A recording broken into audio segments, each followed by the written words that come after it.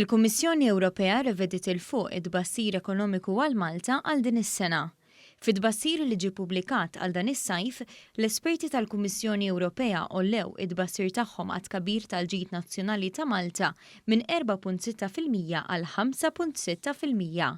Din ir-reviżjoni l fuq ta' punt perċentwali għal pajjiżna hija ogħla minn dak li sar għal bqija taż-żona euro, fejn it-tbassir tieb b'9 punt perċentwal, jew nofs il-bidla ta' tbassir għal pajjiżna. Kien hemm ukoll diversi pajjiżi li ma rawx wisq tibdil fit-tbassir mill-Kummissjoni Ewropea.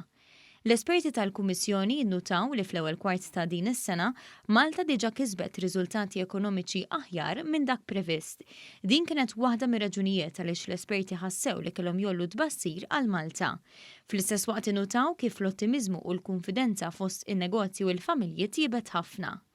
Fattur ewlieni ieħor li wassal għal dan it-tbassir kien il-pass maġġel li bih mexa l-pjan ta' tilqim f'pajjiżna flimkien mas-sitwazzjoni tajba tal-imxija.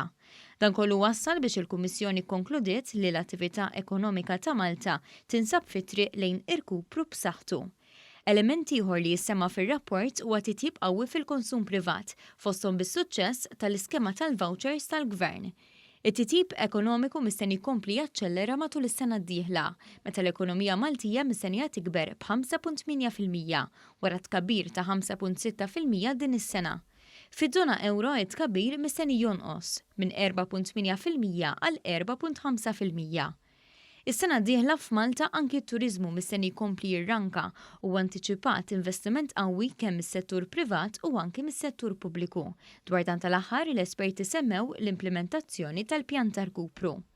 Fis-stqarrija l-Gvern illaqa' dan iċ-ċertifikat b'saħħtu għat-tmexxija ekonomika ta' pajjiżna u nota kif il-kummenti tal-esperti jikkuntrastaw ferm mad-diskors negattiv tal-Oppożizzjoni. Fuq Twitter, il-Prim Ministru qal li bit-tnedija tal-pjan tal-RKUPRU, l-istrateġija ta' wara l-COVID-19 u l-viżjoni ekonomika, in-negozji u l-familji Maltin u Għawċin jistgħu ħarsu l-qoddim lejn prosperità ġdida.